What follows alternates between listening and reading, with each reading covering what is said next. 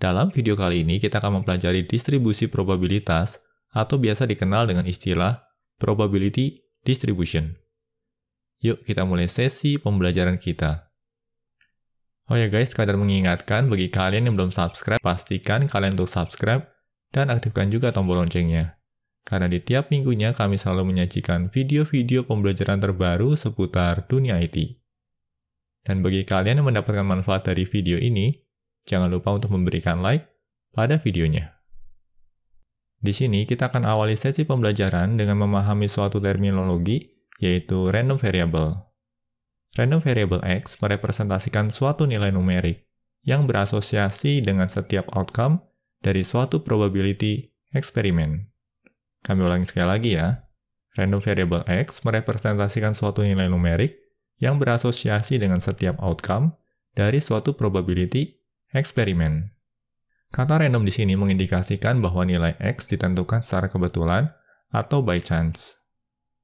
Nah, di sini bila mana kalian belum memahami kalimat ini, kalian tidak perlu khawatir, karena memang butuh waktu agar konsep ini bisa benar-benar mengendap dengan baik.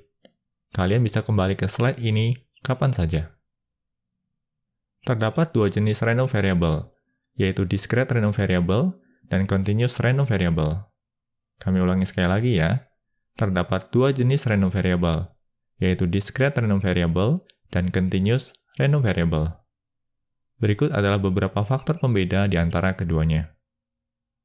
Discrete random variable mencakup semua kemungkinan outcomes yang dapat dihitung, countable, atau memiliki batasan, finite. Bagi kalian yang memiliki latar belakang programming, discrete random variable ini umumnya berasosiasi dengan tipe data integer. Berikutnya kita akan coba pahami random variable jenis kedua. Continuous random variable mencakup semua kemungkinan outcomes yang tidak dapat dihitung, uncountable.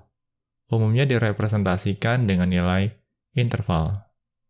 Nah, bagi kalian yang memiliki latar belakang programming, continuous random variable ini umumnya berasosiasi dengan tipe data floating point. Untuk dapat memahami perbedaan antara discrete dan continuous random variable dengan lebih baik, berikut terdapat contoh kasus yang bisa kita manfaatkan. Random variable X merepresentasikan jumlah wisudawan dari Fakultas Teknologi Informasi di tahun ini. Nah, untuk kasus ini, nilai X yang mungkin adalah semua bilangan integer atau bilangan bulat, dengan nilai terkecil adalah 0. Karena untuk kasus jumlah wisudawan, tidak memungkinkan bagi kita untuk memiliki nilai negatif. Sebagai contoh, tidak memungkinkan untuk memiliki jumlah wisudawan sebanyak negatif 5. Dan untuk kasus ini, tidak memungkinkan juga untuk mendapati nilai floating point atau pecahan.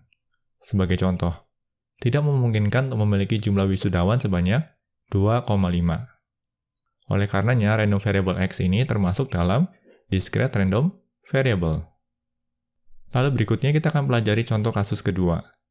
Random variable X merepresentasikan volume minyak goreng yang ditampung dalam sebuah tangki berkapasitas 150 liter. Untuk kasus ini, karena minyak gorengnya ditampung dalam sebuah tangki berkapasitas 150 liter, maka nilai X yang mungkin adalah berupa bilangan floating point dengan interval mulai dari 0 sampai 150. Nah, berbeda dengan kasus sebelumnya, pada kasus kali ini memungkinkan bagi kita untuk memiliki nilai X 125,75. Semoga kedua kasus ini bisa memperdalam pemahaman kalian terkait perbedaan antara discrete dan continuous random variable. Nah, untuk sesi pembelajaran kita kali ini, kita akan memfokuskan diri pada discrete probability distribution terlebih dahulu. Suatu discrete probability distribution mendata setiap kemungkinan nilai random variable beserta probabilitasnya. Kami ulangi sekali lagi ya. Suatu discrete probability distribution mendata setiap kemungkinan nilai random variable beserta probabilitasnya. Lalu di sini terdapat dua syarat atau dua kondisi yang harus dipenuhi. Setiap discrete probability distribution harus memenuhi kedua kondisi berikut. Kondisi yang pertama adalah nilai probability dari random variable X itu harus berada di antara 0 sampai dengan 1. Lalu syarat kedua adalah total penjumlahan nilai probability untuk setiap random variable-nya adalah 1. Kita coba lanjut ke slide berikutnya ya guys. Nah, pada slide ini kita akan mempelajari beberapa tahapan yang bisa kita lakukan untuk membangun discrete probability distribution. Di sini terdapat 4 tahapan sederhana. Tahapan pertama di sini adalah membangun frekuensi distribution untuk seluruh outcome. Lalu tahapan kedua adalah menghitung total jumlah kemunculan atau sum of the frequencies. Dan tahapan ketiga adalah menghitung probability untuk setiap outcome. Dan terakhir, tahapan keempat, pastikan kedua syarat untuk suatu frekuensi distribution terpenuhi. Nah, berikutnya, untuk dapat memahami discrete probability distribution, berikut terdapat contoh kasus yang bisa kita manfaatkan. Dilakukan pendataan tingkat kepuasan pelanggan untuk suatu minimarket menggunakan Likert scale dengan rentang mulai dari 1 untuk sangat tidak puas sampai dengan 5 untuk sangat puas. Dari frekuensi distribution yang terbentuk, buatlah discrete probability distribution-nya. Nah, di sini ini merupakan frekuensi distribution-nya. Bisa kita lihat di sini ya, random variable X-nya ini mengindikasikan scale atau skala pada Likert chart-nya. Mulai dari 1 sampai dengan 5. 1 ini mengindikasikan sangat tidak puas, dan 5 ini mengindikasikan sangat puas. Lalu berikutnya di kolom kedua, di sini terdapat frekuensi atau jumlah kemunculannya.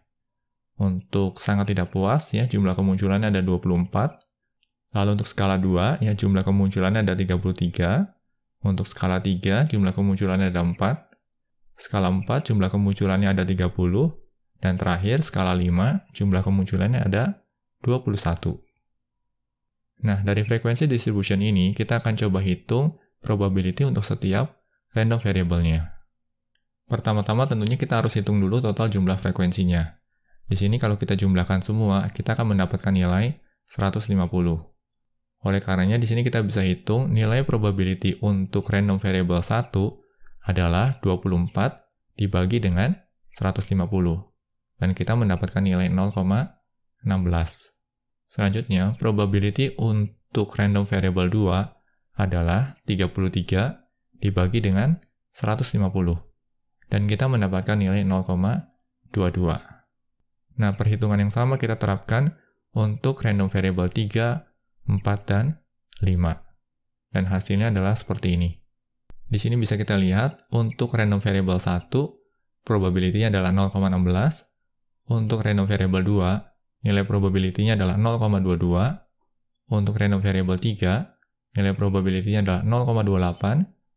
Untuk random variable 4, nilai probability-nya adalah 0,2. Dan terakhir, untuk random variable 5, nilai probability-nya adalah 0,14. Nah, tahapan berikutnya adalah kita akan coba cek nih, apakah ini memang layak disebut sebagai suatu probability distribution. Kita akan coba cek dulu terhadap kondisi atau syarat pertama. Syarat pertama adalah nilai probability untuk setiap random variable-nya itu harus berada dalam jangkauan 0 sampai dengan 1. Dan kalau kita perhatikan di sini, nilainya masuk dalam jangkauan tersebut. Artinya, syarat pertama sudah terpenuhi. Lalu berikutnya terkait dengan syarat kedua. Syarat kedua adalah nilai penjumlahan dari keseluruhan probability ini harus bernilai 1. Nah, di sini berarti kita jumlahkan nih. 0,16 dijumlahkan dengan 0,22, dijumlahkan dengan 0,28, dijumlahkan dengan 0,2, dijumlahkan dengan 0,14. Dan kalau kita hitung, kita mendapatkan nilai 1. Nah, dengan demikian, syarat keduanya juga sudah terpenuhi. Artinya, probability yang kita miliki ini layak disebut sebagai discrete probability distribution. Nah, selanjutnya di sini kita juga bisa gambarkan histogramnya untuk menggambarkan sebaran atau distribusinya secara visual. Bagaimana guys terkait studi kasus ini? Harapannya bisa dipahami ya. Berikutnya kita dihadapkan pada studi kasus lain terkait probability distribution. Lakukan pengujian apakah distribusi berikut termasuk probability distribution. Untuk distribution pertama bisa kita lihat bahwa setiap nilai random variable X memiliki nilai probability antara 0 sampai dengan 1. Di sini nilainya adalah 0,28, 0,21, 0,43, 0,15. Artinya syarat pertama terpenuhi. Tetapi kalau kita jumlahkan keseluruhan nilai probability-nya, kita mendapati nilai 1,07. Dan ini tentunya tidak memenuhi persyaratan kedua. Oleh karenanya, distribution ini tidak bisa dikategorikan sebagai probability distribution. Selanjutnya kita akan amati distribution yang kedua. Di sini kita menemui terdapat satu random variable dengan nilai probability negatif 1.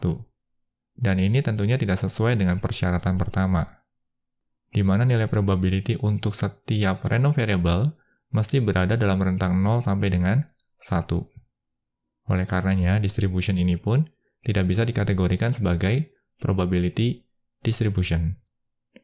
Nah, harapannya kedua studi kasus ini bisa memperdalam pemahaman kalian terkait dua syarat yang mesti dimiliki oleh suatu probability distribution.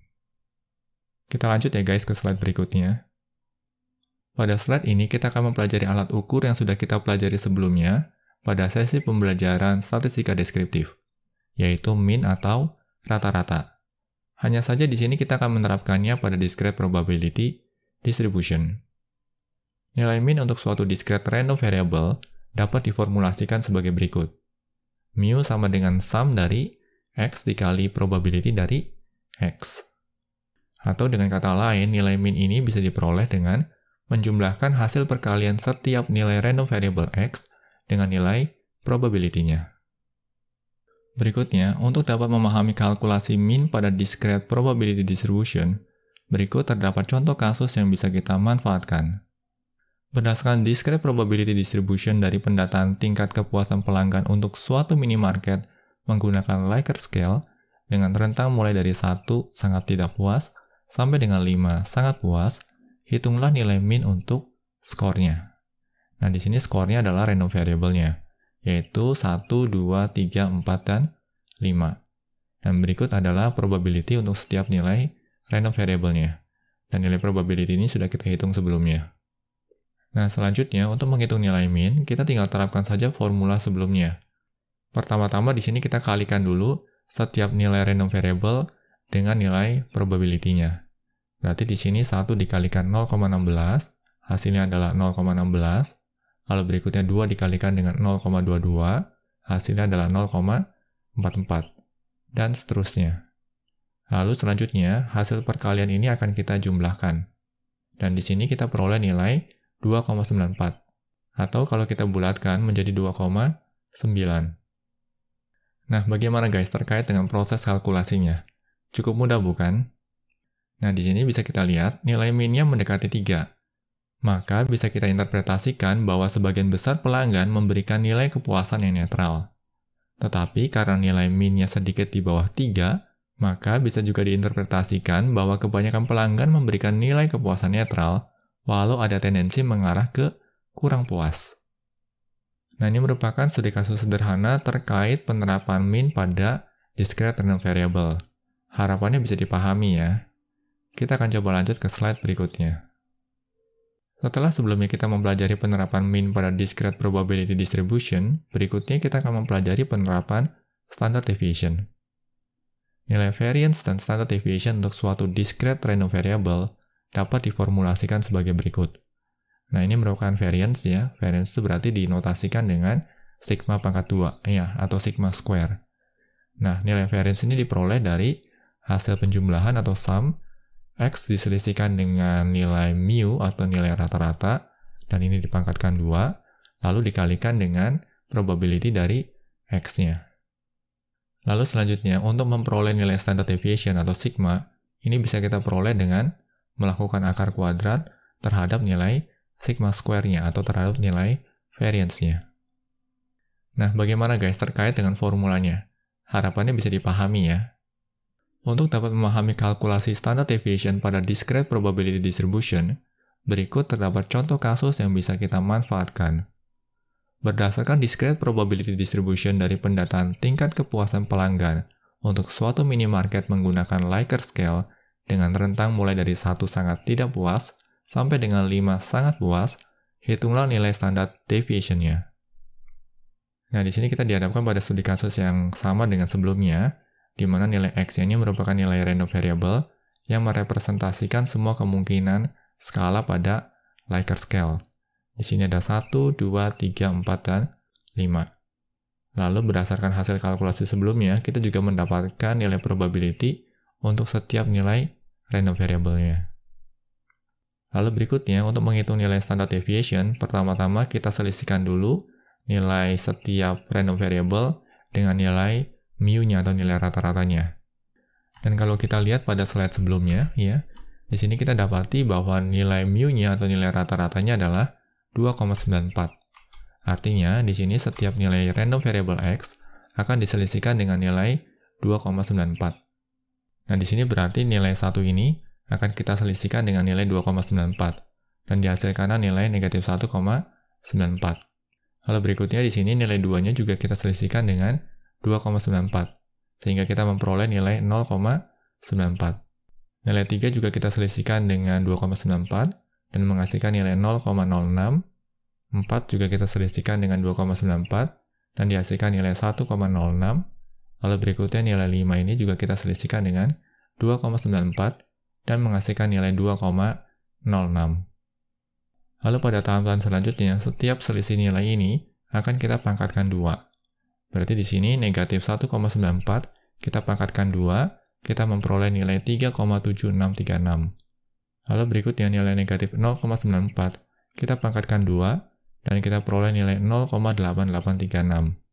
Lalu berikutnya untuk nilai 0,06 kita pangkatkan 2, dan kita memperoleh nilai 0,036. Lalu lanjut ke nilai 1,06 kita pangkatkan 2, dan kita peroleh nilai 1,1236. Dan terakhir nilai 2,06 kita pangkatkan 2, dan kita peroleh nilai 4,2436. Nah, pada tahapan selanjutnya, setiap nilai ini akan kita kalikan dengan nilai probability-nya.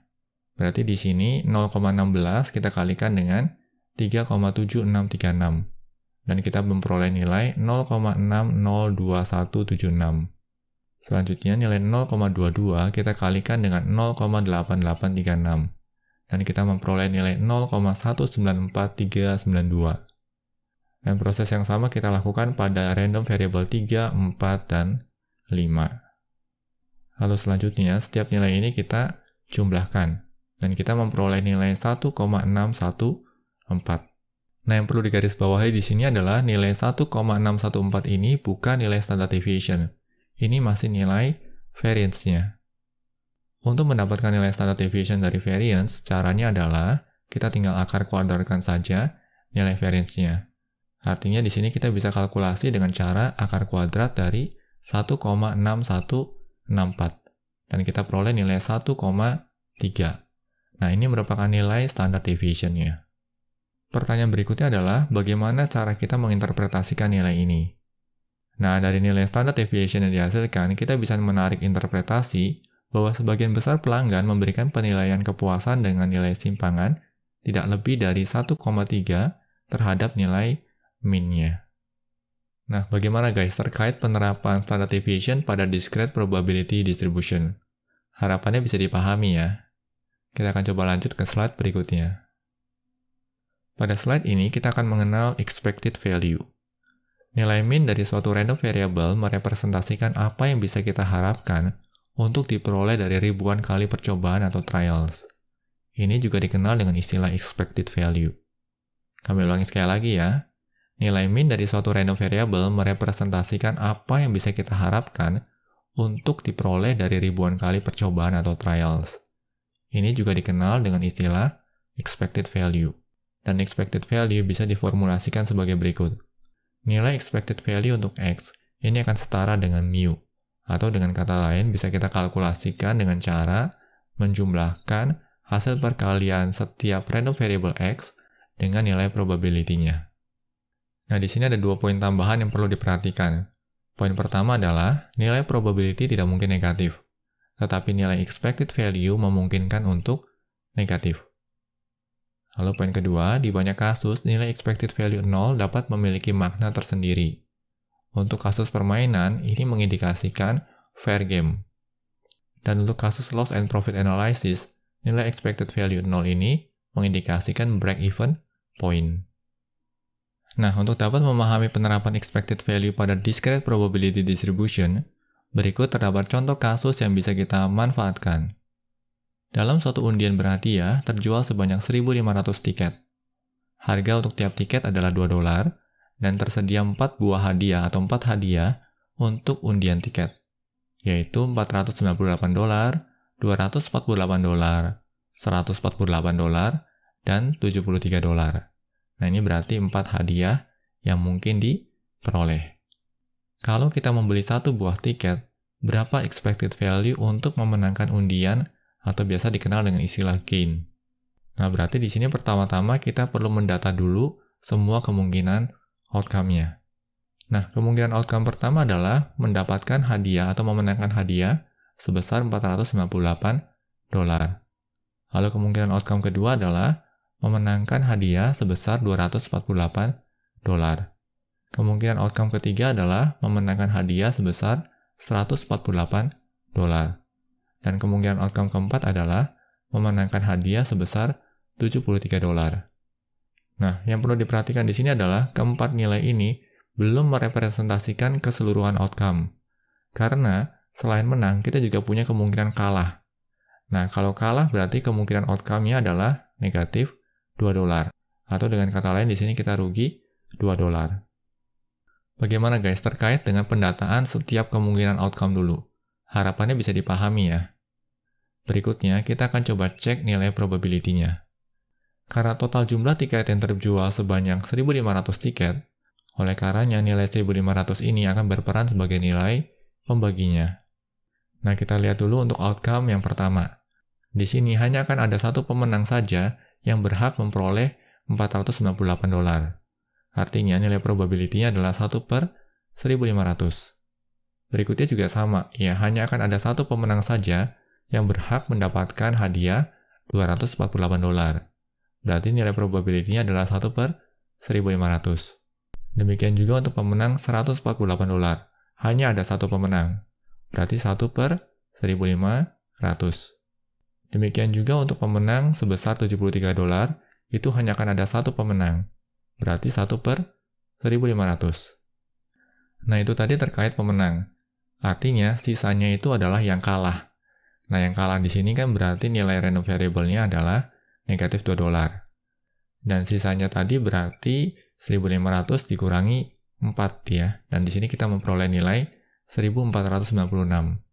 Oleh karenanya nilai probability-nya adalah 1.496 dibagi 1.500. Nah, terkait perhitungan nilai probability untuk setiap random variable ini, harapannya juga bisa dipahami. Selanjutnya, kita akan melakukan kalkulasi untuk mendapatkan expected value. Berarti di sini caranya cukup sederhana. Kita akan kalikan setiap nilai X ini dengan nilai probability-nya, dan kita akan total jumlah keseluruhannya. Berarti di sini perhitungannya adalah 498 dikalikan 1/1500, dijumlahkan dengan 248, dikalikan 1/1500, lalu dijumlahkan lagi dengan 148, dikalikan 1/1500, dijumlahkan lagi dengan 73 dikalikan 1/1500, dan terakhir dijumlahkan dengan negatif 2 dikali 1496/1500. Dan di sini kita memperoleh nilainya adalah negatif 1,35. Nggak perlu kaget ya guys, karena seperti kita pelajari sebelumnya, bahwa expected value ini mungkin saja bernilai negatif. Nah, berikutnya adalah bagaimana cara kita menginterpretasikan nilai expected value ini. Nah, kalau kita lihat di sini, expected value-nya adalah negatif 1,35. Artinya, untuk setiap pembelian tiket, yang bisa kita harapkan adalah kita merugi sebesar $1,35. Loh, kok bisa? Padahal kan harga tiketnya adalah $2. Memang harga tiap tiketnya adalah $2, tetapi dari setiap pembelian tiket tersebut, kita juga masih memiliki kemungkinan yang tipis untuk memenangkan hadiahnya. Oleh karenanya di sini kita tidak bisa bilang bahwa expected value-nya adalah negatif $2, melainkan expected value-nya adalah negatif $1,35. Nah, kalau kita perhatikan lebih dalam di sini, artinya setiap kali membeli tiket, kita memiliki kecenderungan untuk merugi sebesar negatif $1,35. Kalau teman-teman perhatikan dari kasus ini, kira-kira pesan moral apa nih yang bisa kita tarik? Pesan moralnya adalah berjudi itu sesuatu hal yang pasti merugikan. Bagi teman-teman yang sudah mempelajari probability, terutama sekali setelah teman-teman mempelajari expected value, bisa kita lihat dari setiap permainan judi apapun bentuknya, bisa dipastikan nilai expected value-nya itu nggak mungkin 0. Dan nilai expected value-nya pasti selalu negatif. Artinya apa? Artinya setiap permainan judi itu tidak akan pernah menguntungkan sisi player atau sisi pemain. Setiap permainan judi itu hanya akan menguntungkan game masternya saja atau bandar judinya saja. Jadi pastikan kalian jangan pernah terjebak dengan perjudian. Nah, demikian pembahasan terkait probability distribution. Materi yang disampaikan dalam video ini terbilang padat. Oleh karenanya, silakan untuk melakukan pause ataupun pengulangan video untuk dapat memahami materi yang disampaikan dengan baik. Semoga pembahasan dalam video ini dapat membantu kalian dalam mempelajari dasar ilmu statistika dan probabilitas. Pastikan juga untuk terus mengikuti materi-materi pembelajaran terkait lainnya di channel ini. Dalam video kali ini kita akan mempelajari distribusi binomial atau biasa dikenal dengan istilah binomial distribution. Yuk, kita mulai sesi pembelajaran kita. Untuk mengawali sesi pembelajaran ini, kita akan berkenalan dengan binomial eksperimen. Binomial eksperimen merupakan suatu probability eksperimen yang memenuhi kriteria berikut. Memiliki jumlah percobaan atau trials yang tetap, dan setiap trial independen terhadap trials lainnya. Lalu berikutnya, setiap trial hanya memiliki dua kemungkinan outcomes, biasa dikategorikan sebagai sukses S atau failure F. Lalu poin ketiga, memiliki nilai probability sukses yang sama untuk tiap trialnya. Lalu kriteria terakhir, random variable X merepresentasikan jumlah kemunculan sukses dalam suatu eksperimen. Nah, ini merupakan 4 kriteria dasar yang harus dipenuhi oleh suatu binomial eksperimen. Kita coba lanjut ya ke slide berikutnya. Pada slide ini kita akan mengenal 4 notasi dasar yang umum kita temui terkait binomial eksperimen. Nah, notasi yang pertama adalah N kecil. Ini akan merepresentasikan banyaknya trials pada suatu eksperimen. Lalu notasi yang kedua adalah P kecil. Ini akan merepresentasikan nilai probability sukses pada suatu trial. Lalu berikutnya, kita juga akan menemui notasi Q kecil. Nah, Q kecil ini akan merepresentasikan nilai probability failure pada suatu trial. Nah, karena untuk setiap trialnya hanya akan menghasilkan dua kemungkinan outcome, yaitu sukses ataupun failure, maka nilai probability failure pada suatu trial itu dapat dicari dengan cara 1 diselisihkan dengan nilai P atau probability success. Berikutnya, notasi terakhir yang harus kita pahami adalah X. Nah, X kecil ini akan merepresentasikan jumlah kemunculan sukses pada suatu eksperimen. Nah, keempat notasi ini akan sering kita temui, jadi pastikan kalian untuk familiar atau terbiasa dengan keempat notasi dasar ini. Kita coba lanjut ya guys ke slide berikutnya. Untuk dapat memahami binomial eksperimen dengan lebih baik, berikut terdapat contoh kasus yang bisa kita manfaatkan. Suatu teknik pembibitan ikan lele memiliki tingkat keberhasilan 85%. Teknik ini lalu diterapkan pada 8 kolam ikan atau empang. Nilai random variable merepresentasikan banyaknya empang yang berhasil melakukan pembibitan. Apakah eksperimen ini bisa dikategorikan sebagai binomial eksperimen? Nah, di sini pertama-tama kita pahami dulu konteks eksperimennya, di mana dilakukan proses eksperimen terhadap suatu teknik pembibitan ikan lele.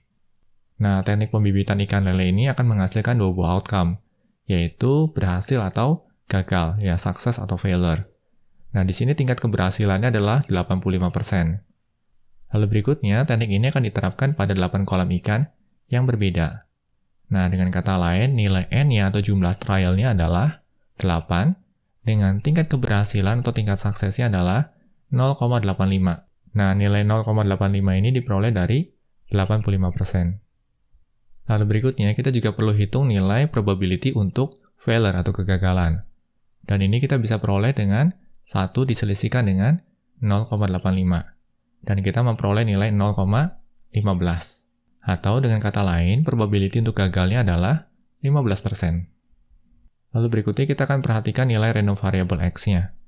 Nah, karena di sini terdapat 8 buah kolam ikan yang akan kita uji cobakan, berarti nilai random variable X-nya ini mulai dari 0 sampai 8. 0 berarti merepresentasikan tidak ada satupun kolam yang mengalami keberhasilan dalam menerapkan teknik pembibitan tersebut. 1 berarti hanya akan ada 1 kolam yang berhasil. 2 berarti hanya akan ada 2 kolam yang berhasil. demikian seterusnya. Lalu nilai 8 di sini merepresentasikan bahwa ke-8 kolam yang kita uji cobakan tadi, kesemuanya membuahkan hasil. Nah, bagaimana guys dalam mengidentifikasi keempat parameter ini? Harapannya bisa dipahami ya.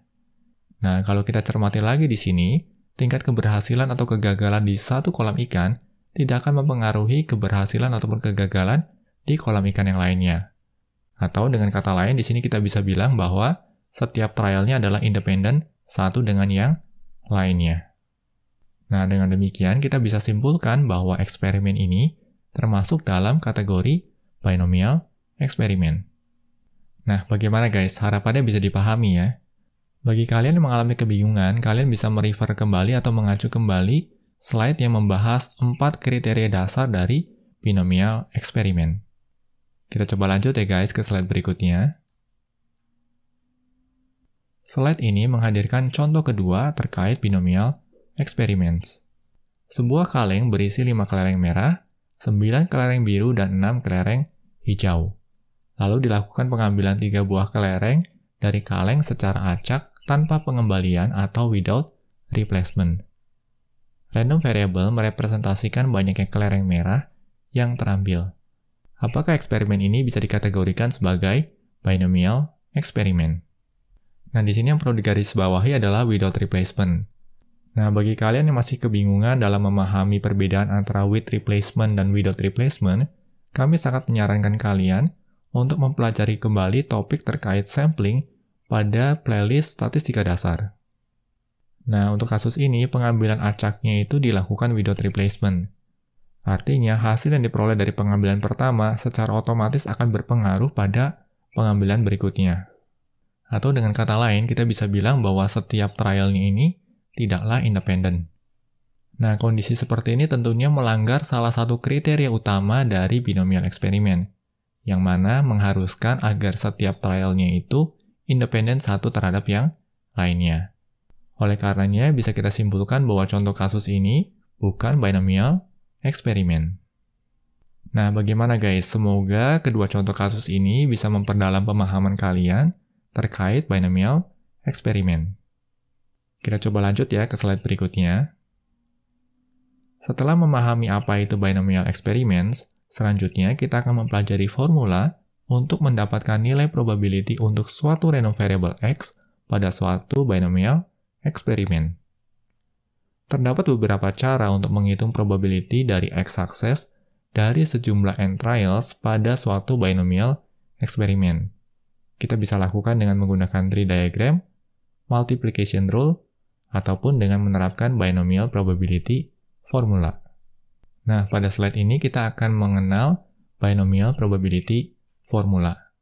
Nah, di sini nilai probability untuk suatu random variable X bisa kita hitung dengan pertama-tama kita mencari dulu nilai kombinasi untuk pengambilan sejumlah n objects dari sekumpulan n objects, lalu hasilnya kita kalikan dengan nilai probability success dipangkatkan dengan jumlah suksesnya, lalu kita kalikan dengan nilai probability failure, dipangkatkan dengan jumlah failure-nya.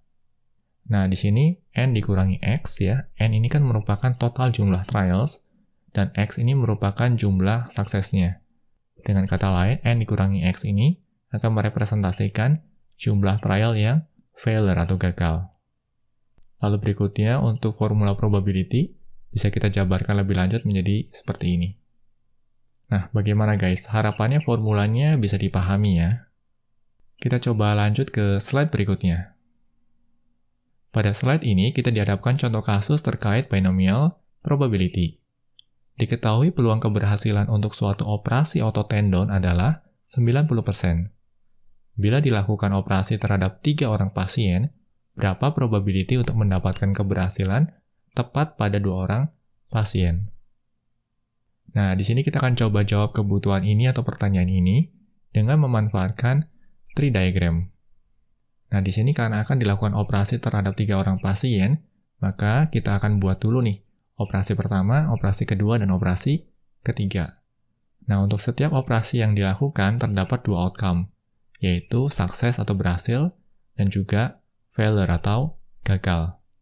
Kita akan cermati dulu dari operasi yang pertama. Operasi pertama berarti kemungkinannya ada 2, sukses atau failure. Dan di sini kita akan membentuk suatu percabangan.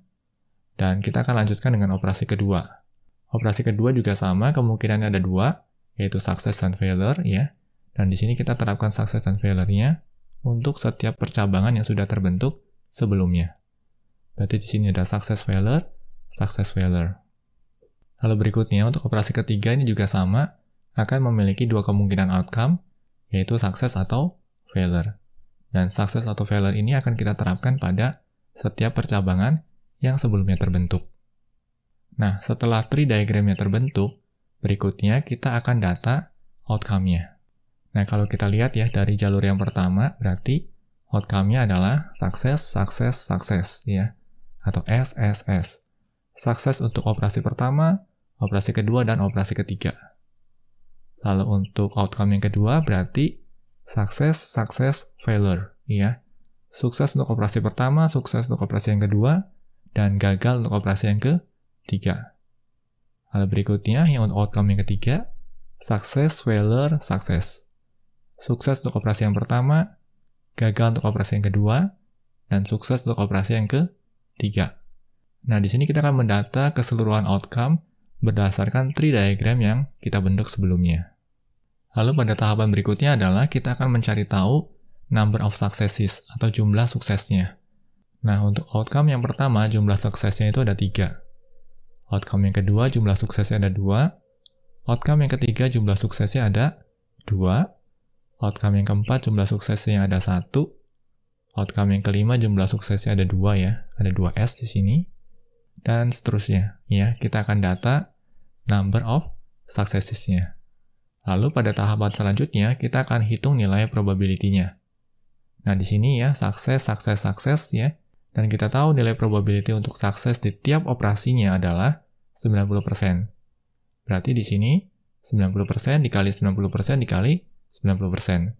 Nah, di sini kalian nggak usah bingung ya, karena 9/10 ini merupakan bentuk penyederhanaan dari 90%, atau 90/100. Nah, setelah kita kalikan, kita memperoleh nilai 729/1000. Lalu kalau kita cermati outcome yang kedua ya, sukses, failure, ya. Nah, untuk sukses kita tahu ya 90%. Berarti failure-nya adalah 10%, karena sisanya. Nah, berarti di sini perkaliannya adalah 9/10 dikali 9/10 dikali 1/10. Nah, 1/10 ini bentuk penyederhanaan dari 10% atau 10/100. Dan kita lihat hasilnya adalah 81/1000. Lalu berikutnya kita akan menghitung nilai probability untuk setiap outcome lainnya. Setelah nilai probability untuk setiap outcome yang kita hitung, selanjutnya kita akan tinjau lagi soalnya ya. Berapa probability untuk mendapatkan keberhasilan tepat pada 2 orang pasien. Artinya di sini kita hanya mau memperhatikan number of success-nya 2. Ya, berarti yang ini dengan yang ini saja. Nah, di sini berarti nilai probability untuk nilai random variable X-nya 2 adalah, nah di sini ya, 81/1000 ditambah 81/1000 ditambah 81/1000. Nah, karena ketiganya adalah 81/1000, maka kita bisa sederhanakan menjadi 3 dikali 81/1000. Nah, di sini kalian nggak usah bingung ya, nilai 3-nya itu kita peroleh dari, ya ini, 81/1000 ditambah 81/1000 ditambah 81/1000. Dan di sini hasilnya adalah 0,243. Atau dengan kata lain, probability-nya adalah 24,3%. Nah, bagaimana guys? Harapannya bisa dipahami ya. Kita akan coba lanjut ke slide berikutnya. Pada slide ini, kita masih dihadapkan pada contoh kasus yang sama.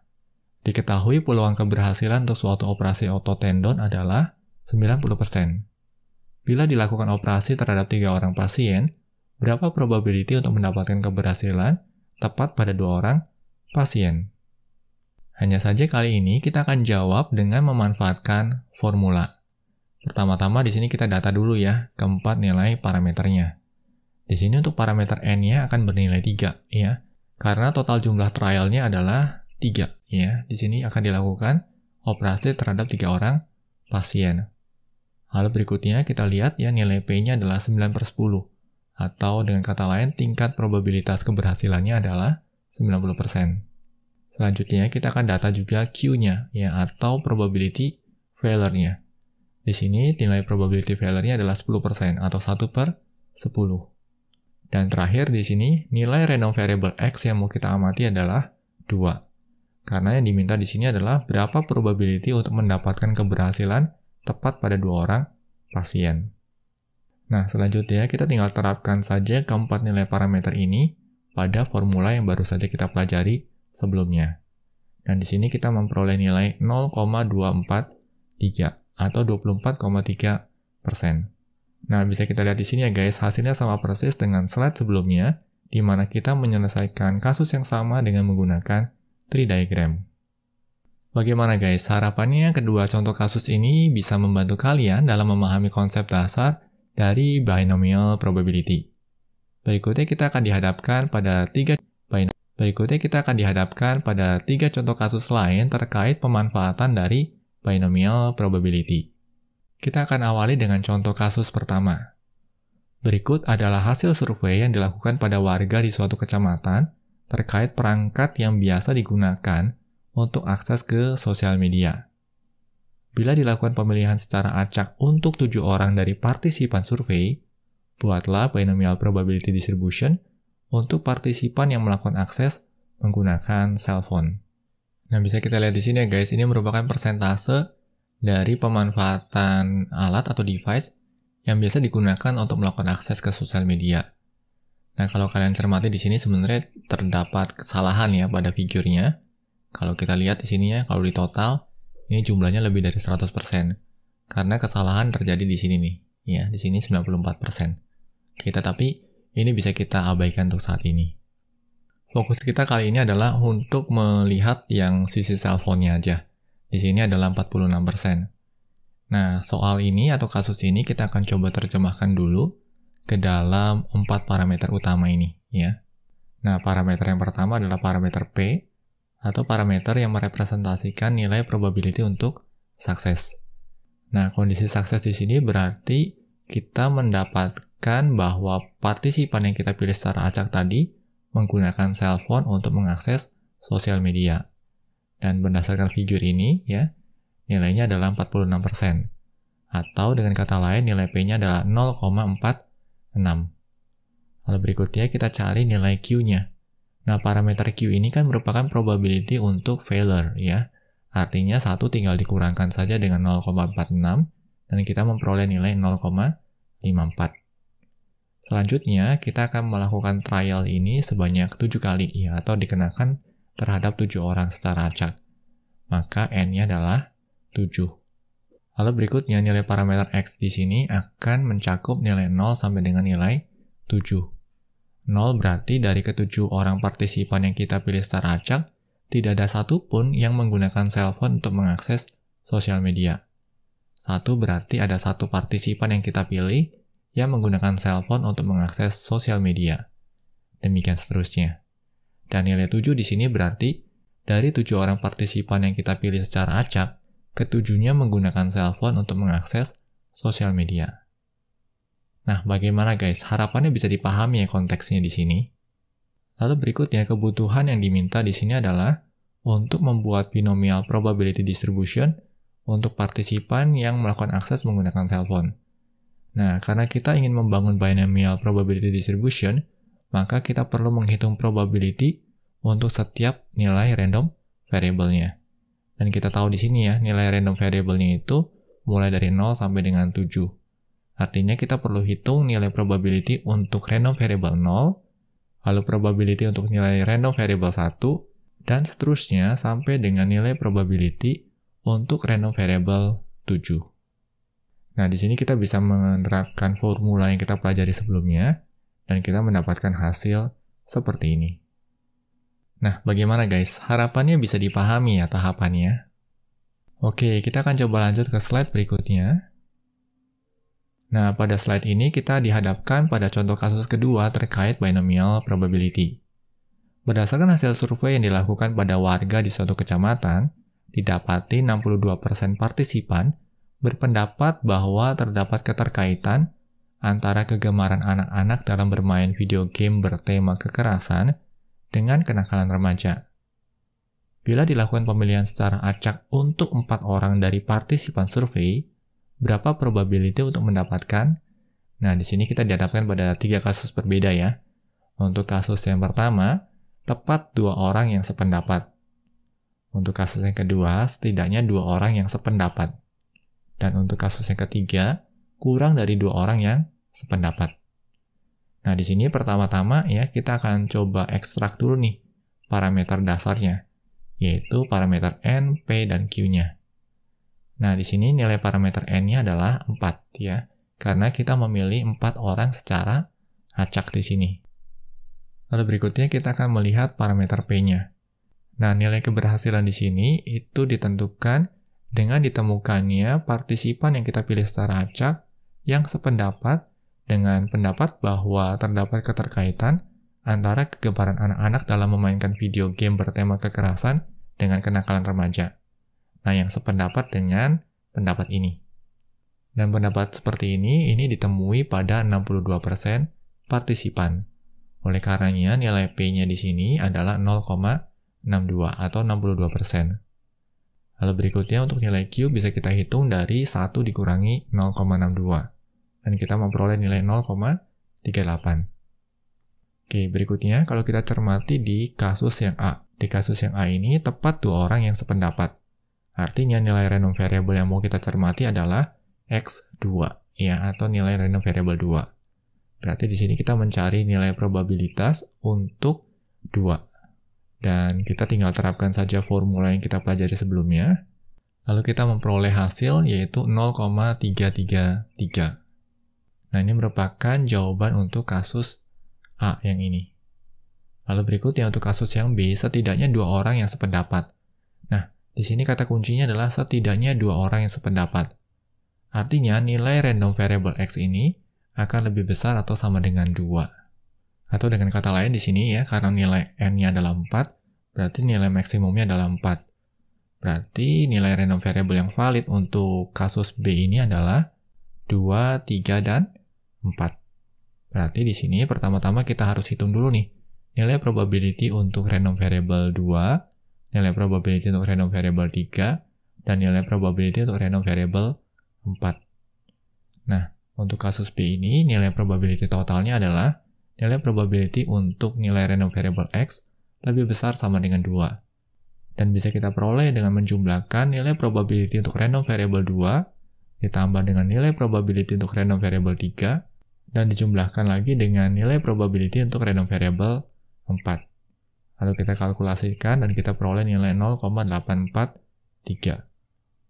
Lalu berikutnya untuk kasus C ya, kurang dari 2 orang yang sependapat. Nah, di sini kata kuncinya adalah kurang dari 2 orang yang sependapat. Artinya kita mencari nilai probability untuk nilai random variable X lebih kecil dari 2. Atau dengan kata lain, terdapat 2 nilai random variable, yaitu 0 dan 1. Berarti di sini pertama-tama kita cari dulu nih, nilai probability untuk random variable 0. Setelah itu kita hitung nilai probability untuk random variable 1. Nah, di sini ya, bisa kita lihat ya, nilai probability untuk random variable X lebih kecil dari 2 adalah nilai probability untuk random variable 0 dijumlahkan dengan nilai probability untuk random variable 1. Kita kalkulasikan dan kita memperoleh hasil 0,157. Nah, bagaimana guys? Harapannya bisa dipahami ya. Kita lanjut lagi ke slide berikutnya. Pada slide ini, kita dihadapkan pada contoh kasus lain terkait binomial probability. Dari hasil pendataan, diketahui 60% dari korban kecelakaan lalu lintas yang selamat atau survivor mengenakan sabuk pengaman atau safety belt dengan benar saat berkendara. Berikutnya dilakukan pemilihan 6 orang survivor secara acak untuk didata berapa orang yang mengenakan safety belt dengan benar. Lalu di sini kita diminta untuk menampilkan binomial probability yang terbentuk secara visual. Nah, di sini kita cermati dulu ya guys. Di sini nilai N-nya adalah 6, karena kita melakukan pemilihan 6 orang survivor secara acak. Lalu kondisi sukses di sini adalah mendapati survivors yang mengenakan safety belt dengan benar saat berkendara. Oleh karenanya nilai P-nya di sini atau nilai probability suksesnya adalah 60% atau 0,6. Selanjutnya kita mencari nilai probability failure-nya atau Q, yaitu 1 dikurangkan dengan 0,6, dan kita memperoleh nilai 0,4. Nah, berikutnya karena di sini kita ingin membangun probability distributions, maka di sini kita perlu data dulu semua kemungkinan nilai untuk random variable X-nya, yaitu 0, 1, 2, 3, 4, 5, dan 6. Ya, karena nilai N-nya di sini adalah 6. Oleh karenanya, nilai random variable-nya mulai dari 0 sampai dengan 6. 0 di sini mengindikasikan bahwa dari 6 orang survivor yang kita pilih secara acak, tidak ada satupun yang mengenakan sabuk pengaman dengan benar. 1 berarti dari 6 orang yang kita pilih secara acak, terdapat 1 orang survivor yang mengenakan sabuk pengaman dengan benar. Dan seterusnya, ya. Nah, untuk nilai 6 di sini berarti untuk 6 orang survivor yang kita pilih secara acak, ke-6-nya mengenakan safety belt atau sabuk pengaman dengan benar. Nah, bagaimana guys? Harapannya bisa dipahami konteksnya ya. Selanjutnya, setelah nilai random variable-nya kita identifikasi, kita tinggal hitung saja nilai probability untuk setiap nilai random variable ini. Dan ini dia hasilnya. Nah, sampai di titik ini kita sudah memiliki binomial probability distribution. Selanjutnya tinggal kita visualisasikan saja dengan menggunakan histogram, di mana sumbu X-nya ini akan merepresentasikan nilai random variable-nya, dan sumbu Y-nya akan merepresentasikan probability untuk setiap nilai random variable tersebut. Nah, bagaimana guys? Harapannya bisa dipahami ya. Kita akan lanjut ke slide berikutnya. Slide ini akan berfokus pada pengukuran mean dan standard deviation dari suatu binomial probability distribution. Nah, nilai mean-nya di sini bisa direpresentasikan dengan mu sama dengan N kecil dikali P kecil. Ya, N ini adalah total jumlah trial, dan P ini merupakan probability success. Lalu untuk variance, kita bisa notasikan dengan sigma kuadrat, dan bisa kita kalkulasikan dengan mengalikan N kecil dikali P kecil dikali Q kecil. N berarti total jumlah trial, P adalah probability untuk sukses, dan Q adalah probability untuk failure. Dan terakhir di sini standard deviation bisa kita notasikan sebagai sigma, dan bisa kita peroleh dengan cara akar kuadrat dari sigma square atau akar kuadrat dari variance-nya. Atau dengan kata lain, akar kuadrat dari N dikali P dikali Q. Nah, ini merupakan 3 formula yang bisa kita kenakan pada binomial probability distribution untuk mencari nilai mean, variance, dan standard deviation-nya. Kita lanjut ya guys ke slide berikutnya. Untuk memperdalam pemahaman, di sini kita dihadapkan pada sebuah contoh kasus. Dari hasil pendataan diperoleh bahwa 56% cuaca harian di Kota Malang dalam 1 tahun adalah berawan. Carilah mean dan standard deviation yang merepresentasikan jumlah hari di Kota Malang dengan cuaca harian berawan pada bulan Juni. Nah, di sini berarti kondisi suksesnya ditentukan apakah cuaca hariannya berawan atau tidak. Ya, sukses berarti cuaca hariannya berawan, failure berarti cuaca hariannya tidak berawan. Nah, untuk kasus di sini yang mau kita amati adalah cuaca harian untuk bulan Juni. Dan kita tahu dalam bulan Juni terdapat 30 hari. Artinya di sini N-nya adalah 30. Nah, harapannya di sini kalian nggak bingung ya guys, nilai 30 ini diperoleh dari mana? Nilai 30 ini diperoleh dari jumlah hari dalam bulan Juni. Lalu berikutnya nilai P atau nilai probability success-nya adalah 56%, dan nilai Q atau nilai probability failure-nya adalah 44% atau 0,44. Selanjutnya kita akan hitung nilai mu-nya ya, atau nilai mean-nya. Nah, nilai mean-nya bisa kita peroleh dengan cara mengkalikan N dengan nilai P-nya. Dan di sini kalkulasinya adalah 30 ya, dikalikan dengan 0,56. Dan kita memperoleh nilai 16,8. Nah, atau di sini kita bisa interpretasikan atau kita bisa bilang bahwa untuk bulan Juni terdapat 16,8 hari di mana cuaca hariannya adalah berawan. Lalu selanjutnya kita akan cari nilai variance-nya ya, sigma square. Ini kita peroleh dengan cara mengkalikan nilai N dikalikan dengan P dikalikan dengan Q. Berarti di sini 30 dikalikan dengan 0,56 dikalikan dengan 0,44. Dan kita peroleh nilai 7,4. Selanjutnya, ya kita bisa juga hitung nilai standard deviation ya. Nah, nilai standard deviation ini bisa kita peroleh dengan mengakar kuadratkan nilai variance-nya. Ya, atau kalau kita mau kalkulasikan dengan lebih detail, berarti akar kuadrat dari N dikali P dikali Q. Dan di sini kita memperoleh nilai 2,7. Lalu apa yang bisa kita interpretasikan dari nilai standard deviation 2,7 ini? Nah, di sini kita bisa interpretasikan bahwa untuk bulan Juni, ya, jumlah cuaca harian yang berawan itu kebanyakan berada dalam rentang 16,8 dikurangkan 2,7 hari sampai dengan 16,8 plus 2,7 hari. Nah, bagaimana guys? Harapannya bisa dipahami ya untuk kasus ini. Demikian pembahasan terkait binomial distribution. Materi yang disampaikan dalam video ini terbilang padat. Oleh karenanya, silakan untuk melakukan pause ataupun pengulangan video untuk dapat memahami materi yang disampaikan dengan baik. Semoga pembahasan dalam video ini dapat membantu kalian dalam mempelajari dasar ilmu statistika dan probabilitas. Pastikan juga untuk terus mengikuti materi-materi pembelajaran terkait lainnya di channel ini. Oke guys, semoga video ini bermanfaat bagi kita semua. Jangan lupa untuk komen, like, share, dan subscribe tentunya. Dalam video kali ini, kita akan mempelajari distribusi geometrik dan distribusi Poisson. Yuk, kita mulai sesi pembelajaran kita. Untuk mengawali sesi pembelajaran ini, kita akan berkenalan dengan geometric distribution. Geometric distribution merupakan suatu discrete probability distribution yang memiliki kriteria berikut. Yang pertama adalah percobaan atau trial akan dilakukan berulang kali sampai mendapatkan outcome sukses. Lalu untuk kriteria kedua, setiap percobaan atau trial adalah independen terhadap trials lainnya. Lalu untuk kriteria ketiga, memiliki nilai probability sukses atau P kecil yang sama untuk tiap trial. Dan terakhir untuk kriteria keempat, random variable X merepresentasikan banyaknya trials yang dilakukan sampai mendapati kondisi sukses atau sukses. Kita coba lanjut ya ke slide berikutnya. Setelah memahami apa itu geometric distribution, selanjutnya kita akan mempelajari formula untuk mendapatkan nilai probability dari suatu random variable X pada suatu geometric distribution. Nah, di sini bisa kita lihat ya, nilai probability untuk random variable X pada suatu geometric distribution itu dapat diformulasikan sebagai berikut.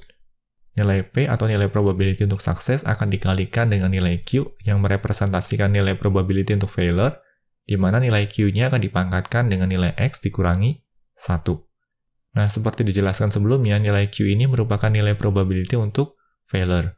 Artinya nilai Q ini bisa kita peroleh dengan cara menselisihkan nilai 1 dengan nilai P atau probability untuk sukses. Kita coba lanjut ya guys ke slide berikutnya. Pada slide ini kita dihadapkan pada contoh kasus yang akan membantu memperdalam pemahaman kita terkait geometric distribution. Diketahui seorang pemain basket sejauh ini mencatat keberhasilan 75% dalam melakukan free throws.